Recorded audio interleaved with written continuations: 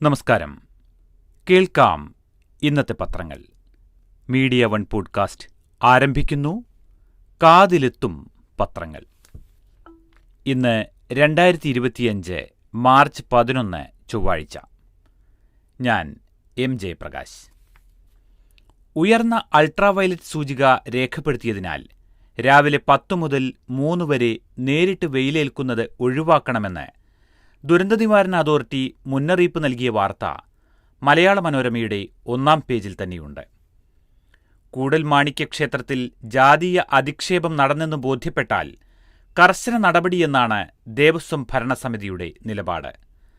നടന്നതെന്തെന്ന് ജീവനക്കാരനോട് രേഖാമൂലം വിശദീകരണം തേടാനാണ് തീരുമാനിച്ചതെന്ന് മാധ്യമം റിപ്പോർട്ട് ചെയ്യുന്നു. ആശാസമരം 1 മാസം പിന്നിടുമ്പോൾ മാതൃഭൂമി തലക്കെട്ടിലൂടെ സർക്കാരിനോട് ചോദിക്കുന്നു, കേൾക്കുന്നില്ലേ? നോക്കാം ഇന്നത്തെ പത്രങ്ങളിലേക്ക് വിശദമായി.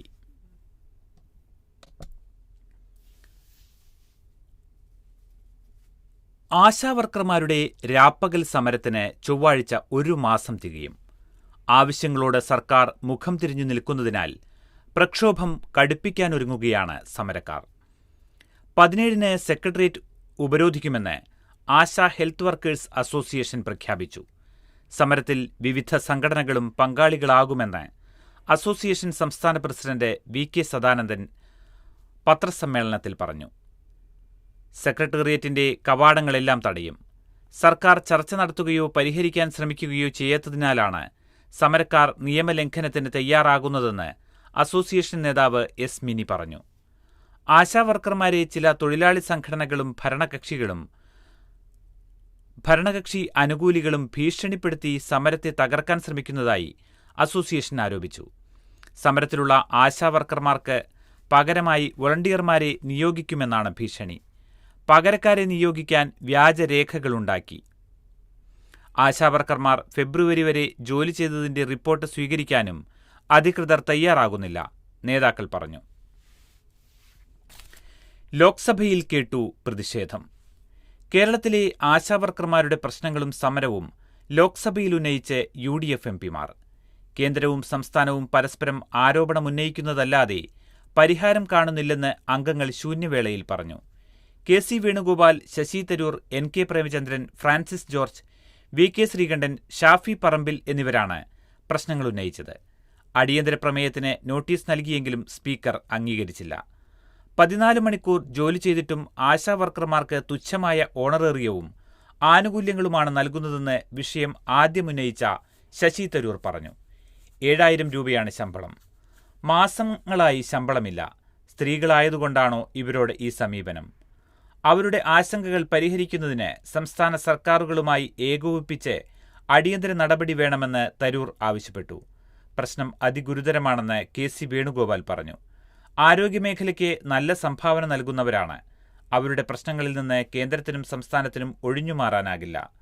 ആശാവർക്കർമാരെ ജീവനക്കാരായി പരിഗണിച്ച് വർദ്ധിപ്പിച്ച ഓണറേറിയവും ആനുകൂല്യങ്ങളും ഉടൻ നൽകണമെന്ന് വേണുഗോപാൽ ആവശ്യപ്പെട്ടു. തുച്ഛമായ വേതനം. BJP MP. ആശാവർക്കർമാർക്ക് രാജ്യത്ത് ലഭിക്കുന്നത് തുച്ഛമായ വേതനവും സാമ്പത്തിക സുരക്ഷിതത്വമില്ലായ്മയുമാണെന്ന് BJP MPയും വനിതാ കമ്മീഷൻ മുൻ അധ്യക്ഷയുമായ രേഖാ ശർമ്മ. രാജ്യസഭയിൽ ശൂന്യവേളയിൽ സംസാരിക്കുകയായിരുന്നു അവർ. അവരുടെ അമൂല്യമായ സേവനത്തിനനുസരിച്ച് സ്ഥിര വരുമാനവും മറ്റാനുകൂല്യവും നൽകണമെന്ന ആവശ്യം സർക്കാരിനു മുന്നിൽ വയ്ക്കുകയാണെന്ന് രേഖ പറഞ്ഞു. ഇനി മാധ്യമത്തിന്റെ 1-ാം പേജിലെ ലീഡ് വാർത്തയിലേക്കാണ്. മസ്റ്ററിംഗ് നടത്തിയില്ല, 11 ലക്ഷം പേരുടെ റേഷൻ മരവിപ്പിച്ചു. മാർച്ച് 31-നകം മസ്റ്ററിംഗ് പൂർത്തിയാക്കിയില്ലെങ്കിൽ റേഷൻ വിഹിതം പൂർണ്ണമായി റദ്ദ് ചെയ്യും.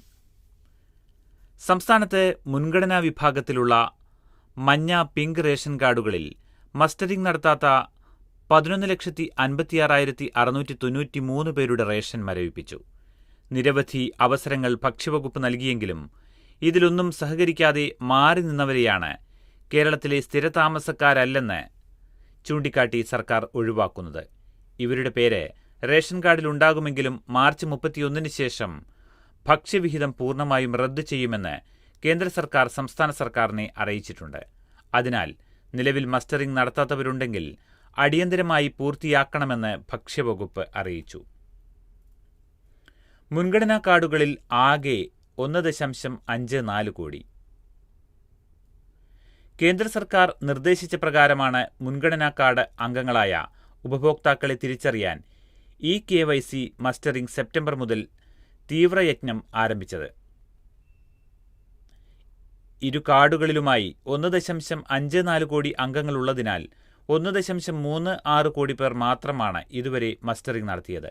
ഡിസംബർ 31 വരെയാണ് മസ്റ്ററിംഗ് സമയം അനുവദിച്ചിരുന്നതെങ്കിലും കേരളം ആവശ്യപ്പെട്ട പ്രകാരം മാർച്ച് 31 വരെ കേന്ദ്രം സമയം നീട്ടി നൽകുകയായിരുന്നു. കൂടൽമാണിക്യം ജാതി അധിക്ഷേപം ബോധ്യപ്പെട്ടാൽ നടപടി. അടുത്ത ആഴ്ച ദേവസ്വം യോഗം. ഇരിങ്ങാലക്കുട കൂടൽമാണിക്യം ക്ഷേത്രത്തിൽ ജാതീയ അധിക്ഷേപം നടന്നെന്ന് ബോധ്യപ്പെട്ടാൽ ആരായാലും നിയമ നടപടി സ്വീകരിക്കുമെന്ന് ദേവസ്വം ഭരണസമിതി ചെയർമാൻ CK ഗോപി പറഞ്ഞു. കഴകം തസ്തികയിൽ നിയമിതനായ ബാലു അവധിയിലാണ്.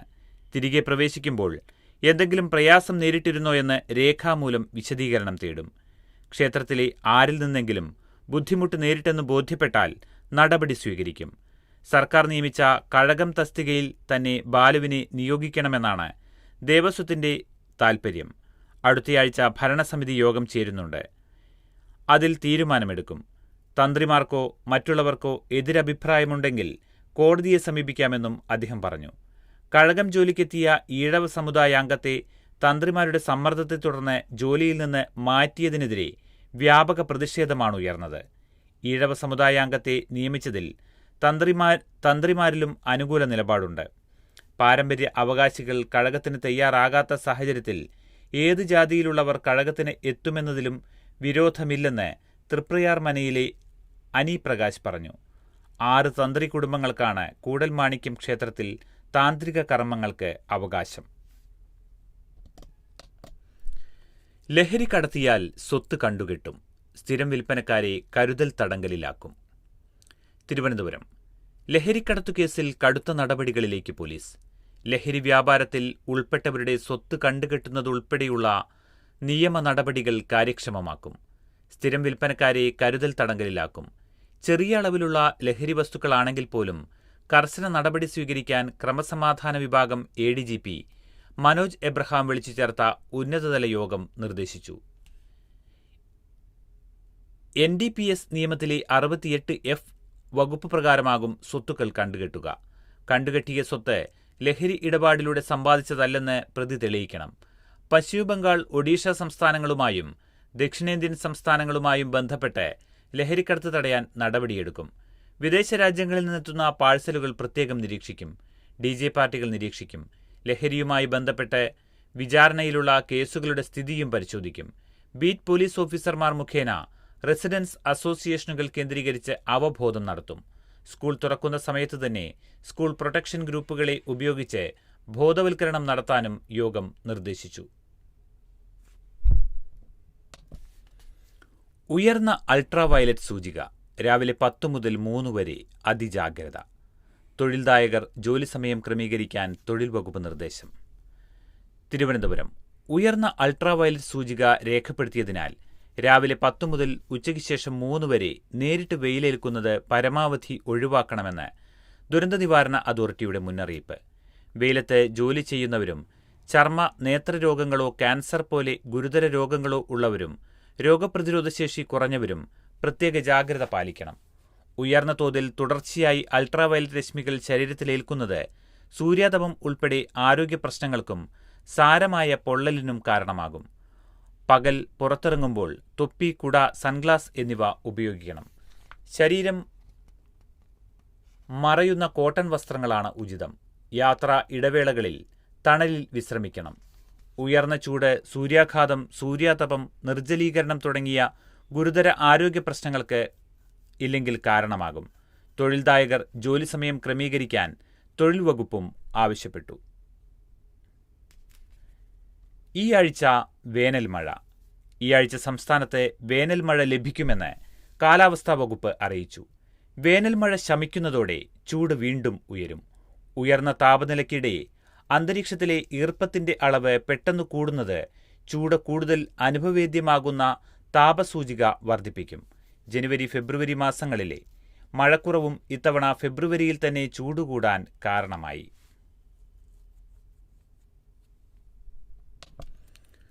പരുന്തുംപാറ കയ്യേറ്റം കുരിശ് നീക്കി. പീരുമേട്. പരുന്തുംപാറയിൽ സർക്കാർ ഭൂമി കയ്യേറി നിർമ്മിച്ച കൂറ്റൻ കോൺക്രീറ്റ് കുരിശ് റവന്യൂ സംഘം പൊളിച്ചു നീക്കി. റവന്യൂ വകുപ്പിന്റെ സ്റ്റോപ്പ് മെമ്മോയും കലക്ടറുടെ നിരോധനാജ്ഞയും ലംഘിച്ചായിരുന്നു 20 അടി ഉയരമുള്ള കുരിശ് നിർമ്മിച്ചത്. മണിക്കൂറുകൾക്കകം റവന്യൂ വകുപ്പ് ഇതിനെതിരെ നടപടി സ്വീകരിച്ചു. കലക്ടർ വി വിഘ്നേശ്വരിയുടെ നിർദ്ദേശപ്രകാരമാണ് നടപടി. പരുന്തുംപാറയിലെ കയ്യേറ്റങ്ങൾക്കെതിരെ കലക്ടർ പ്രത്യേക സംഘത്തെ നിയോഗിക്കുകയും പ്രദേശത്ത് 2 മാസത്തേക്ക് നിരോധനാജ്ഞ പ്രഖ്യാപിക്കുകയും ചെയ്തിരുന്നു. അതിനിടെയാണ് തൃക്കൊടിത്താനം സ്വദേശി കൊട്ടാരത്തിൽ സജിത് ജോസഫ് കയ്യേറി കൈവശം വെച്ചിരുന്ന 3.31 ഏക്കർ ഭൂമിയുടെ അതിരിൽ ദിവസങ്ങൾക്കുള്ളിൽ കുരിശു പണിതത്. ഇവിടെ 400ഓളം പേർക്ക് താമസിക്കാവുന്ന ബഹുനില കെട്ടിടങ്ങൾ നേരത്തെ പണിതിരുന്നു. റവന്യൂ ഭൂമി കയ്യേറി നിർമ്മിച്ച കെട്ടിടങ്ങൾ ഒഴിപ്പിക്കുന്നത് തടയാൻ കുരിശു പണിയുകയായിരുന്നെന്നാണ് ആരോപണം. ഭാഷയിലേറ്റുമുട്ടി തമിഴ്നാടും കേന്ദ്രവും. തമിഴ്നാട് എംപിമാരും കേന്ദ്ര സർക്കാരും തമ്മിലുണ്ടായ ഭാഷായുദ്ധത്തിൽ ബജറ്റ് സമ്മേളനത്തിന്റെ 2ാം പാദത്തിന്റെ തുടക്കം പ്രക്ഷുബ്ധം. ദേശീയ വിദ്യാഭ്യാസ നയത്തെ എതിർക്കുന്ന തമിഴ്നാട് എംപിമാരെ കേന്ദ്ര വിദ്യാഭ്യാസ മന്ത്രി ധർമ്മേന്ദ്ര പ്രധാൻ അപരിഷ്കൃതർ എന്ന് വിളിച്ചതിനെ തുടർന്നുണ്ടായ പ്രതിഷേധത്തിൽ ലോക്സഭ 12 മണിവരെ നിർത്തിവെച്ചു. തുടർന്ന് സഭ വീണ്ടും ചേർന്നപ്പോൾ ഖേദം പ്രകടിപ്പിച്ച ധർമ്മേന്ദ്ര പ്രധാൻ വിവാദ പരാമർശം പിൻവലിച്ചു. ത്രിഭാഷാ പദ്ധതിയിലൂടെ ഹിന്ദി അടിച്ചേൽപ്പിക്കുന്ന ദേശീയ വിദ്യാഭ്യാസ നയം അംഗീകരിക്കാത്ത തമിഴ്നാടിനുള്ള പ്രതികാര നടപടി രാവിലെ ചോദ്യോത്തരവേളയിൽ DMK നേതാവ് ഡോക്ടർ ടി സുമതി ഉന്നയിച്ചതാണ് തുടക്കം. പ്രതികാര നടപടിയായി കേന്ദ്ര സർക്കാർ PM ശ്രീ ഫണ്ടിൽ തമിഴ്നാടിന് അർഹതപ്പെട്ട 2000 കോടി രൂപ മറ്റു സംസ്ഥാനങ്ങൾക്ക് നൽകിയെന്നായിരുന്നു സുമതിയുടെ ആരോപണം. സ്കൂൾ വിദ്യാഭ്യാസത്തിനുള്ള ഫണ്ട് നിയമപരമായി നടപ്പാക്കാൻ ബാധ്യസ്ഥമല്ലാത്ത ഒരു നയത്തിന്റെ പേരിൽ പ്രതികാര നടപടിക്കുള്ള ഉപകരണമായി ഉപയോഗിക്കുമോ എന്ന് സുമതി ചോദിച്ചു. തമിഴ്നാട് എംപിമാർ അപരിഷ്കൃതരെന്ന് കേന്ദ്രമന്ത്രി. ഇതിനുള്ള മറുപടിയിൽ PM ശ്രീ അംഗീകരിക്കാമെന്ന കാര്യത്തിൽ തമിഴ്നാട് കേന്ദ്രവുമായി മാർച്ച് 15-ന് ധാരണാപത്രം ഒപ്പിടാൻ തയ്യാറായതാണെന്നും തമിഴ്നാട് വിദ്യാഭ്യാസ മന്ത്രിയുമായി സുമതി അടക്കമുള്ള തമിഴ്നാട് മന്ത്രിമാർ തന്നെ വന്നു കണ്ടപ്പോൾ NEP അംഗീകരിക്കാമെന്ന് സമ്മതിച്ച് തിരിച്ചുപോയി യു-ടേൺ അടിച്ചതാണെന്നും പ്രധാൻ അവകാശപ്പെട്ടു. മുഖ്യമന്ത്രി MK സ്റ്റാലിൻ ഒപ്പുവയ്ക്കാൻ തയ്യാറാണ്. എന്നാൽ കനിമൊഴി അടക്കമുള്ള ചില സൂപ്പർ മുഖ്യമന്ത്രിമാർ അത് തടസ്സപ്പെടുത്തുകയായിരുന്നു. ഭാഷ കൊണ്ട് രാഷ്ട്രീയം കളിച്ച് തമിഴ്നാട്ടിലെ വിദ്യാർത്ഥികളോട് അനീതി കാണിക്കുകയാണെന്നും പ്രധാൻ ആരോപിച്ചതോടെ എംപിമാർ രോഷാകുലരായി. അപരിഷ്കൃതരും ജനാധിപത്യ വിരുദ്ധരുമാണ് അവരെന്ന് മന്ത്രി പ്രധാൻ കുറ്റപ്പെടുത്തി. 2 തവണ ഈ വാക്കുകൾ ആവർത്തിച്ചതോടെ എംപിമാർ നടുത്തളത്തിലേക്ക് പ്രതിഷേധവുമായി നീങ്ങി. സ്പീക്കർ ഓം ബിർള നടപടി എടുക്കുമെന്ന് മുന്നറിയിപ്പ് നൽകിയിട്ടും തമിഴ്നാട് എംപിമാർ പിരിഞ്ഞു പോകാത്തതിനെ തുടർന്ന് സഭ 12 മണിവരെ നിർത്തിവെച്ചു. മുണ്ടക്കൈ ചൂരൽമല പുനരധിവാസം. ടൗൺഷിപ്പ് നിർമ്മാണം ഈ മാസം തുടങ്ങുമെന്ന് മന്ത്രി. ഡിജിറ്റൽ റവന്യൂ കാർഡ് നവംബർ 1-ന് നിലവിൽ വരുമെന്നും മന്ത്രി കെ രാജൻ. മുണ്ടക്കൈ ചൂരൽമല ദുരിതബാധിതരുടെ പുനരധിവാസത്തിനുള്ള ടൗൺഷിപ്പിന്റെ നിർമ്മാണം ഈ മാസം ആരംഭിക്കുമെന്ന് മന്ത്രി കെ രാജൻ. നിയമസഭയിലെ ധനാഭ്യർത്ഥന ചർച്ചയിൽ മറുപടി പറയുകയായിരുന്നു അദ്ദേഹം. ദുരന്തബാധിതരിൽ ഒരാളെയും സർക്കാർ കൈവിടില്ല. കേരളത്തിന് പണം നൽകാത്ത കേന്ദ്ര സർക്കാർ ദുരന്തബാധിതരുടെ കടം എഴുതിത്തള്ളാനും തയ്യാറായില്ല. കേരളത്തോടുള്ള കേന്ദ്രത്തിന്റെ പകയാണ് ഇത് കാണിക്കുന്നത്. സംസ്ഥാനത്തെ താലൂക്കുകളിൽ ഭൂമിയുമായി ബന്ധപ്പെട്ട 1.4 ലക്ഷം കേസുകൾ പരിഹരിക്കാൻ പ്രത്യേക മോഡൽ സജ്ജമാക്കും. ഇതിൽ ഇനംമാറ്റമടക്കമുള്ള 44,000 കേസുകൾ ഏപ്രിൽ-മെയ് മാസങ്ങളിൽ പരിഹരിക്കും. ഭൂമിയുമായി ബന്ധപ്പെട്ട എല്ലാ രേഖകളും ലഭ്യമാക്കുന്ന ഡിജിറ്റൽ റവന്യൂ കാർഡ് നവംബർ 1-ന് നിലവിൽ വരുമെന്നും മന്ത്രി അറിയിച്ചു. സീറ്റ് വിഭജനം നേരത്തെ തീർക്കണമെന്ന ആവശ്യം ദീപാദാസ് മുൻഷിയുമായുള്ള കൂടിക്കാഴ്ചയിൽ ഉന്നയിച്ച് UDF ഘടകകക്ഷികൾ. തിരുവനന്തപുരം. അടുത്ത വർഷം നടക്കാനിരിക്കുന്ന നിയമസഭാ തെരഞ്ഞെടുപ്പിനുള്ള UDFന്റെ സീറ്റ് വിഭജനം നേരത്തെയാക്കണമെന്ന കോൺഗ്രസ് ദേശീയ നേതൃത്വത്തോട് ആവശ്യപ്പെട്ട് ഘടകകക്ഷികൾ. കേരളത്തിന്റെ ചുമതലയുള്ള AICC ജനറൽ സെക്രട്ടറി ദീപാദാസ് മുൻഷിയുമായി കൂടിക്കാഴ്ച നടത്തിയ PJ Joseph, Anoop Jacob, CP John, Mani C Kappan എന്നിവർ ഇക്കാര്യം ഒരേ സ്വരത്തിൽ ആവശ്യപ്പെട്ടു. കേരള കോൺഗ്രസ് മാണി വിഭാഗത്തെ മുന്നണിയിലെടുക്കുന്ന കാര്യത്തിൽ ജോസഫും മാണി C കാപ്പനും അമിത താൽപര്യം കാട്ടിയില്ല. UDFന് മാണി വിഭാഗത്തിന്റെ ആവശ്യമില്ലെന്നും പാർലമെന്റ് തിരഞ്ഞെടുപ്പിൽ അത് തെളിയിച്ചതാണെന്നും ജോസഫ് പറഞ്ഞു. മാണി വിഭാഗം വരുന്നെങ്കിൽ വരട്ടെയെന്നു പറഞ്ഞ് മുന്നണി പ്രവേശത്തിൽ നിലപാടെടുക്കേണ്ടത് ജോസ് കെ മാണിയാണെന്നും അദ്ദേഹം സൂചിപ്പിച്ചു. ആരു വേണമെങ്കിലും വരട്ടെയെന്ന് പറഞ്ഞ മാണി C കാപ്പൻ പാലായിൽ താൻ തന്നെയെന്നും അതിൽ മാറ്റമില്ലെന്നും തീർത്തു പറഞ്ഞു. ആരു വന്നാലും തദ്ദേശ തെരഞ്ഞെടുപ്പിന് മുൻപ് വരുന്നതാണ് നല്ലത്. കോൺഗ്രസ് നേതൃത്വത്തിലെ അപശബ്ദങ്ങൾ ഒഴിവാക്കണമെന്നും അദ്ദേഹം ആവശ്യപ്പെട്ടു. പാലാ തന്റെ പക്കൽ നിന്ന് ആവശ്യപ്പെടുമെന്ന് തോന്നുന്നില്ലെന്നും മണ്ഡലത്തെക്കുറിച്ച് ചർച്ചയില്ലെന്നും അദ്ദേഹം പിന്നീട് മാധ്യമപ്രവർത്തകരോട് പറഞ്ഞു. കോൺഗ്രസ് ഒറ്റക്കെട്ടായി നിന്നാൽ എല്ലാവർക്കും നല്ലതാണെന്ന് ദീപാദാസ് മുൻഷിയോട് PJ ജോസഫ് പറഞ്ഞു. സീറ്റ് വിഭജനം വേഗത്തിലാക്കി നേരത്തെ പ്രചാരണത്തിനിറങ്ങിയാൽ വിജയസാധ്യത കൂടുമെന്നും അദ്ദേഹം പറഞ്ഞു.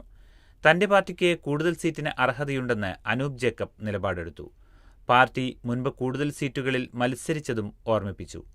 UDFന്റെ അടിത്തറ വിപുലപ്പെടുത്തണമെന്നും എല്ലാവരും ഒറ്റക്കെട്ടായി രംഗത്തിറങ്ങണമെന്നും CP ജോൺ ആവശ്യപ്പെട്ടു. ഏതെങ്കിലും പാർട്ടിയുടെ പേരെടുത്തു പറയാതെയാണ് മുന്നണി വിപുലീകരണത്തിലേക്ക് അദ്ദേഹം വിരൽ ചൂണ്ടിയത്. ലീഗ് RSP നേതാക്കൾ ഇന്നു കാണും. കോൺഗ്രസ് നേതൃത്വത്തിലെ തർക്കങ്ങൾ ഹൈക്കമാൻഡ് ഇടപെട്ട് പരിഹരിച്ചിട്ടുണ്ടെന്ന് ഘടകകക്ഷി നേതാക്കളെ ദീപാദാസ് മുൻഷി അറിയിച്ചു. എല്ലാ കക്ഷികളും ഒറ്റക്കെട്ടായി നിൽക്കണമെന്നും ആവശ്യപ്പെട്ടു. യോഗത്തിൽ അസാധാരണമായി ഒന്നുമില്ലെന്നും പതിവ് കൂടിക്കാഴ്ചകൾ മാത്രമാണ് നടന്നതെന്നും ദീപാദാസ് മുൻഷി മാധ്യമങ്ങളോട് പറഞ്ഞു. കൂടിക്കാഴ്ചയിൽ കേരളത്തിലെ കോൺഗ്രസ് നേതാക്കൾ പങ്കെടുത്തില്ല. കൂടിക്കാഴ്ചയ്ക്ക് ഹൈക്കമാൻഡ് മുൻകൈയെടുത്തതിനെ ഘടകകക്ഷി നേതാക്കൾ സ്വാഗതം ചെയ്തു. മുസ്ലിം ലീഗ് RSP നേതാക്കൾ ദീപാദാസ് മുൻഷിയെ ഇന്നു കാണും. കേന്ദ്ര സൈബർ പോലീസ് സേന രൂപീകരിച്ചേക്കും. നിർദ്ദേശം ആഭ്യന്തര മന്ത്രാലയം പാർലമെന്ററി കമ്മിറ്റിയുടേത്. സൈബർ കുറ്റകൃത്യം തടയാൻ NIAയുടെയും CBIയുടെയും മാതൃകയിൽ ദേശീയ തലത്തിൽ കേന്ദ്ര സൈബർ പോലീസ് സേന രൂപീകരിക്കണമെന്ന് ആഭ്യന്തര മന്ത്രാലയം സംബന്ധിച്ച പാർലമെന്ററി കമ്മിറ്റി. സൈബർ കുറ്റകൃത്യങ്ങൾ അന്വേഷിക്കുന്ന പോലീസിന്റെ അധികാരം ഒരു സംസ്ഥാനത്തിൽ മാത്രമായി പരിമിതപ്പെടുത്തരുതെന്നും ഇന്നലെ പാർലമെന്റിൽ അവതരിപ്പിച്ച റിപ്പോർട്ടിൽ പറയുന്നു. മേഖലാ തലങ്ങളിൽ കൂടുതൽ ഫോറൻസിക് ലാബുകൾ സ്ഥാപിക്കണം. ദേശീയ ഫോറൻസിക് സയൻസ് സർവകലാശാലയുടെ പ്രാദേശിക ക്യാമ്പസുകൾ തുടങ്ങണം. അനധികൃതമായി കുടിയേറിയ റോഹിംഗ്യ അഭയാർത്ഥികളെ തിരിച്ചയക്കണം. കേന്ദ്ര സായുധ പോലീസ് സേനയിലും ആംഡ് റിസർവിലും പട്ടിക വിഭാഗക്കാരുടെയും വനിതകളുടെയും പ്രാതിനിധ്യം ഇപ്പോൾ കുറവാണ്. 1/6 വിലയിൽ പ്രമേഹ മരുന്ന്. വിദേശ കമ്പനിയുടെ പാറ്റന്റ് ഇന്ന് തീരുന്നതോടെ ജനറിക് പതിപ്പുകൾക്ക് അവസരം. ന്യൂഡൽഹി. പ്രമേയ ചികിത്സയ്ക്ക് വ്യാപകമായി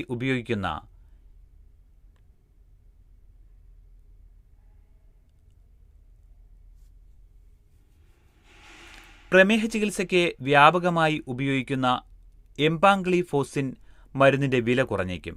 ഇപ്പോൾ ഒരു ഗുളികയ്ക്ക് 60 രൂപയുള്ള എംപാഗ്ലിഫ്ലോസിന്റെ ജനറിക് പതിപ്പ് 9 മുതൽ 14 വരെ രൂപയ്ക്ക് ലഭിച്ചേക്കും. ജർമ്മൻ ഫാർമ കമ്പനിക്കുള്ള പേറ്റന്റ് ഇന്ന് തീരുന്നതോടെയാണ് ഇന്ത്യൻ കമ്പനിക്ക് ഉൽപ്പാദനം സാധ്യമാകുന്നത്.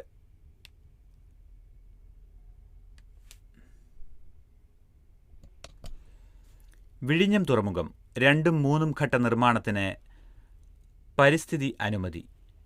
വിഴിഞ്ഞം രാജ്യാന്തര തുറമുഖത്തിന്റെ 2ഉം 3ഉം ഘട്ട നിർമ്മാണത്തിന് പരിസ്ഥിതി അനുമതി ലഭിച്ചു. ഇത് സംബന്ധിച്ച് കേന്ദ്ര പരിസ്ഥിതി മന്ത്രാലയത്തിന്റെ ഉത്തരവ് ലഭിച്ചതായി മന്ത്രി VN വാസവൻ അറിയിച്ചു. 2028 ഡിസംബറിനകം 2ഉം 3ഉം ഘട്ടം പൂർത്തീകരിക്കുമെന്നാണ് നിർമ്മാണ ചുമതലയുള്ള അദാനി പോർട്സ് സർക്കാരിന് ഉറപ്പു നൽകിയിരിക്കുന്നത്. 10,000 കോടി രൂപയുടെ ഈ വികസനം അദാനി പോർട്സിന്റെ മാത്രം ചെലവിലാണ് നടപ്പാക്കുക.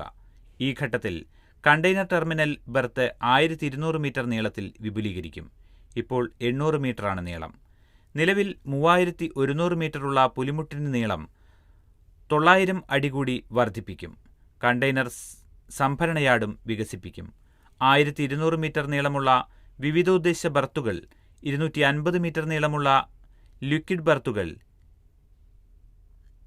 ലിക്വിഡ് ക്വാഡ് സംഭരണ സൗകര്യം, ഡ്രഡ്ജിംഗ് എന്നിവ ഈ ഘട്ടത്തിലുണ്ട്.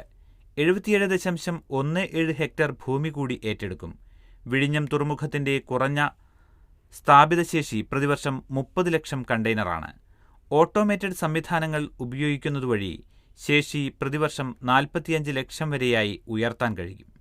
പുലിമുട്ടിന് നീളം കൂട്ടുന്ന പ്രവൃത്തിയാകും ആദ്യം തുടങ്ങുക.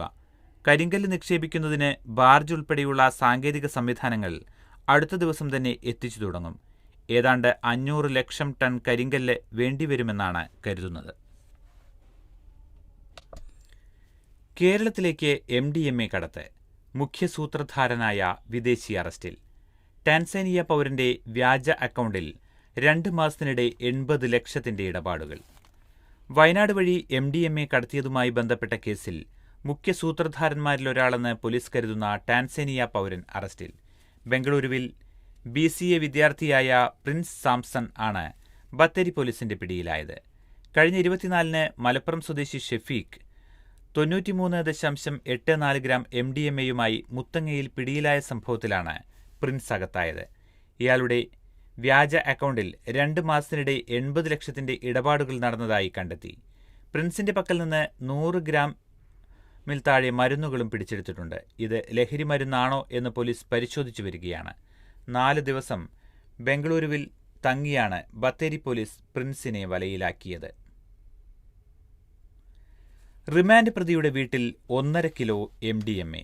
കൊണ്ടോട്ടി. ഒമാനിൽ നിന്ന് എയർ കാർഗോ വഴി എത്തിച്ച് വീട്ടിൽ വിൽപ്പനയ്ക്കായി സൂക്ഷിച്ചിരുന്ന 1.5 കിലോയിലേറെ MDMA പോലീസ് പിടികൂടി. ലഹരി കേസുമായി ബന്ധപ്പെട്ട് റിമാൻഡിലുള്ള കൊണ്ടോട്ടി മുക്കോട് മുള്ളൻമടക്കൽ പി ആഷിഖിന്റെ വീട്ടിൽ നിന്നാണ് MDMA പിടിച്ചെടുത്തത്. 1.59 കിലോഗ്രാം ലഹരിമരുന്ന് 42 കവറുകളിലാണ് സൂക്ഷിച്ചിരുന്നത്. ഇത്രയധികം അളവിൽ MDMA പിടികൂടുന്നത് സംസ്ഥാനത്ത് അപൂർവമാണ്. ഫെബ്രുവരി 23-ന് ഒമാനിൽ നിന്ന് എയർ കാർഗോ ആയി ചെന്നൈ വിമാനത്താവളത്തിലേക്ക് അയച്ചതാണ് ഇതെന്നാണ് പ്രാഥമിക കണ്ടെത്തൽ. അവിടെ നിന്ന് ഡോർ ടു ഡോർ സർവീസ് വഴി കഴിഞ്ഞ ഞായറാഴ്ച രാവിലെ ആഷിഖിന്റെ വീട്ടിലെത്തി. പൗഡർ, സോപ്പ്, വസ്ത്രങ്ങൾ, ഈത്തപ്പഴം, പാദരക്ഷകൾ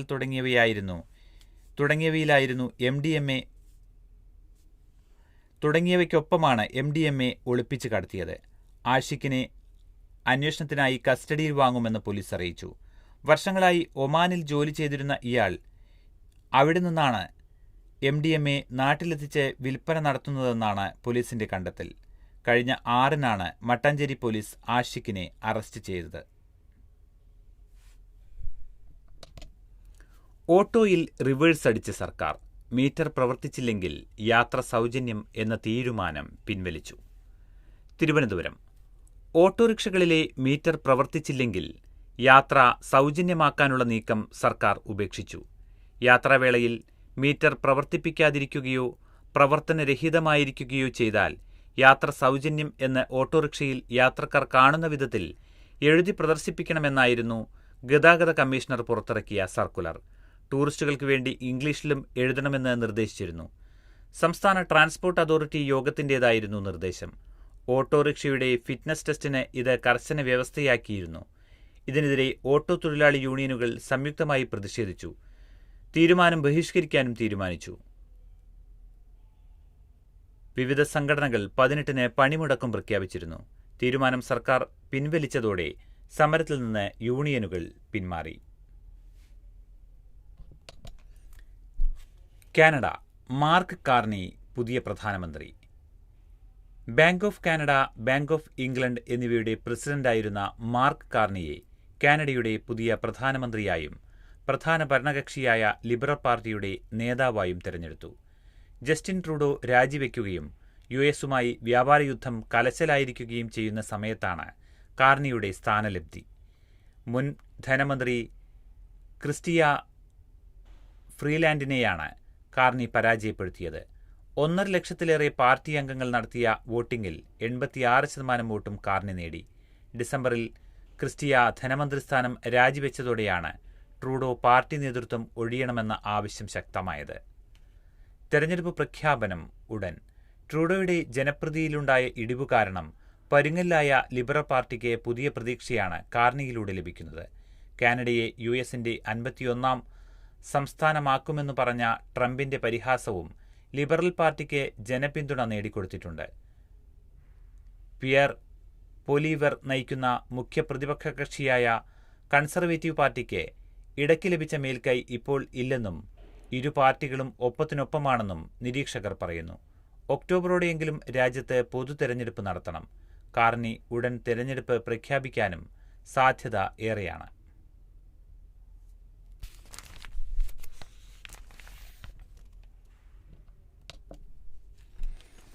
കാശ്മീരിൽ റമദാനിൽ ഫാഷൻ ഷോ വിവാദം. അന്വേഷണത്തിന് ഉത്തരവിട്ട് മുഖ്യമന്ത്രി ഉമർ അബ്ദുല്ല. ജമ്മുകാശ്മീരിലെ ഗുൽമാർഗിൽ നടന്ന വിവാദ ഫാഷൻ ഷോയിൽ അന്വേഷണത്തിന് ഉത്തരവിട്ട് മുഖ്യമന്ത്രി ഉമർ അബ്ദുല്ല. ഫാഷൻ ഷോയ്ക്കെതിരെ പ്രതിപക്ഷ നേതാക്കളും മതനേതൃത്വവും രംഗത്തെത്തിയതോടെയാണ് വിഷയം ചൂടുപിടിച്ചത്.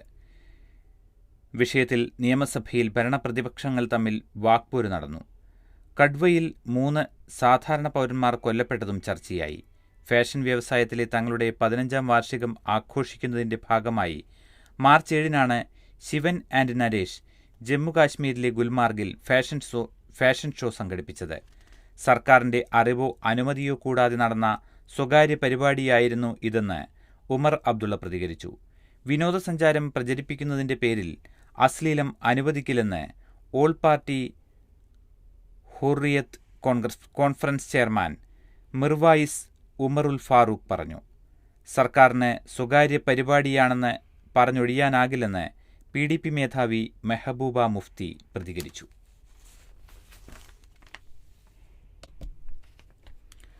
കപ്പലുകൾ കൂട്ടിയിടിച്ച് 32 പേർക്ക് പരിക്ക്. എണ്ണക്കപ്പലും ചരക്ക് കപ്പലും കൂട്ടിയിടിച്ച് തീപിടിച്ച് 32 പേർക്ക് പരിക്കേറ്റു. ഈസ്റ്റ് യോർക്ക്ഷയർ തീരത്തുനിന്ന് 10 മൈൽ അകലെ തിങ്കളാഴ്ച രാവിലെയാണ് അപകടം. കാണാതായ ജീവനക്കാർക്കായുള്ള തിരച്ചിൽ തുടരുകയാണ്.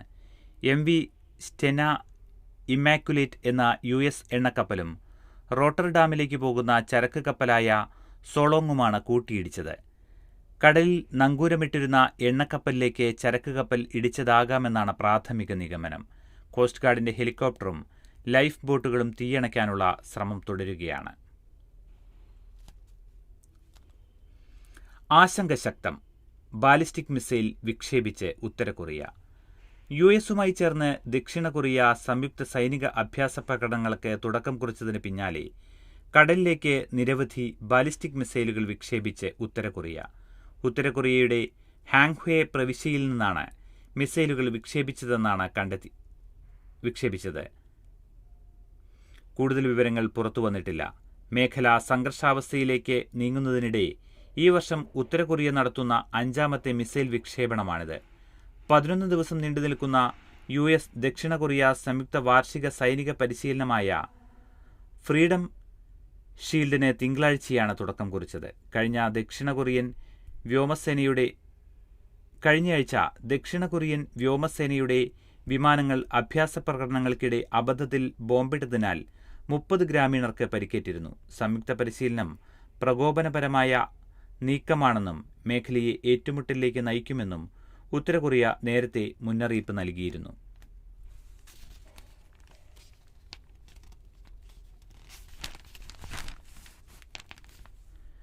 കൊളംബിയ യൂണിവേഴ്സിറ്റി വിദ്യാർത്ഥി അറസ്റ്റിൽ. ഫലസ്തീൻ അനുകൂല പ്രകടനം നടത്തിയതിന്റെ പേരിൽ കൊളംബിയ യൂണിവേഴ്സിറ്റിയിലെ ബിരുദ വിദ്യാർത്ഥിയെ US ഇമിഗ്രേഷൻ ഏജന്റുമാർ അറസ്റ്റ് ചെയ്തു. School of international and public അഫയേഴ്സിലെ വിദ്യാർത്ഥി മെഹമൂദ് ഖലീലിനെയാണ് ശനിയാഴ്ച യൂണിവേഴ്സിറ്റി ക്വാർട്ടേഴ്സിൽ നിന്ന് US ഇമിഗ്രേഷൻ കസ്റ്റംസ് എൻഫോഴ്സ്മെന്റ് ഏജന്റുമാർ അറസ്റ്റ് ചെയ്തതെന്ന് അദ്ദേഹത്തിന്റെ അഭിഭാഷകയായ ആമി ഗ്രീർ പറഞ്ഞു. US-ൽ സ്ഥിരതാമസത്തിന് ഗ്രീൻ കാർഡുള്ള ഖലീലിന്റെ വിസ സ്റ്റേറ്റ് ഡിപ്പാർട്ട്മെന്റ് ഉത്തരവ് പ്രകാരം റദ്ദാക്കുകയാണെന്നും ICE ഏജന്റുമാർ അറിയിച്ചതായി ഗ്രീർ പറഞ്ഞു. ഖലീലിന്റെ arrest US homeland security department വക്താവ് ട്രിഷിയ മക്ലേഗ്ലിൻ സ്ഥിരീകരിച്ചു.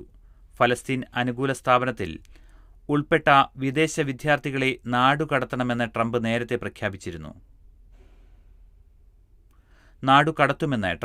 പ്രഖ്യാപിച്ചിരുന്നു. ഇതിലേക്കുള്ള ആദ്യപടിയാണ് ഖലീലിന്റെ അറസ്റ്റ്. കഴിഞ്ഞ ദിവസം ക്യാമ്പസിലെ യഹൂദ വിരുദ്ധത ആരോപിച്ച് കൊളംബിയ യൂണിവേഴ്സിറ്റിക്കുള്ള ഫണ്ടും ഗ്രാന്റും ട്രംപ് ഭരണകൂടം റദ്ദാക്കിയിരുന്നു. ലളിത് മോദിക്ക് തിരിച്ചടി. വനുവാട്ടു പാസ്പോർട്ട് റദ്ദാക്കും. IPL സാമ്പത്തിക ക്രമക്കേടിൽ ആരോപണ വിധേയനായ ലളിത് മോദിക്ക് വീണ്ടും തിരിച്ചടി. മോദിക്ക് നൽകിയ പാസ്പോർട്ട് റദ്ദാക്കാൻ ദക്ഷിണ പസഫിക് ദ്വീപ് രാഷ്ട്രമായ വനുവാട്ടു പ്രധാനമന്ത്രി ജോതം നപത് നിർദ്ദേശം നൽകി. നാടുകടത്തൽ ഒഴിവാക്കാൻ പൗരത്വം ദുരുപയോഗം ചെയ്തെന്ന് ചൂണ്ടിക്കാട്ടിയാണ് പൗരത്വ കമ്മീഷനോട് പാസ്പോർട്ട് റദ്ദാക്കാൻ ആവശ്യപ്പെട്ടത്. പാസ്പോർട്ട് അപേക്ഷ പരിഗണിക്കവേ ഇന്റർപോൾ സ്ക്രീനിംഗ് ഉൾപ്പെടെ പരിശോധന നടത്തിയിരുന്നെങ്കിലും ലളിത് മോദിയുടെ പേരിൽ ക്രിമിനൽ കുറ്റം തെളിഞ്ഞിരുന്നില്ലെന്നായിരുന്നു വാദം. ലളിത് മോദിക്കെതിരെ ജാഗ്രതാ നോട്ടീസ് പുറപ്പെടുവിക്കണമെന്ന ഇന്ത്യൻ ഉദ്യോഗസ്ഥരുടെ അഭ്യർത്ഥന 2 തവണ ഇന്റർപോൾ നിരസിച്ചതായി മനസ്സിലായി. അത്തരമൊരു മുന്നറിയിപ്പ് നിലനിൽക്കുമ്പോൾ മോദിയുടെ പൗരത്വ അപേക്ഷ സ്വാഭാവികമായും റദ്ദാക്കുമെന്നും അദ്ദേഹം വ്യക്തമാക്കി. ഇതോടെ ഇന്നത്തെ കാതിലെത്തും പത്രങ്ങൾ സമാപിക്കുന്നു. ഇനി നാളെ. നന്ദി, നമസ്കാരം.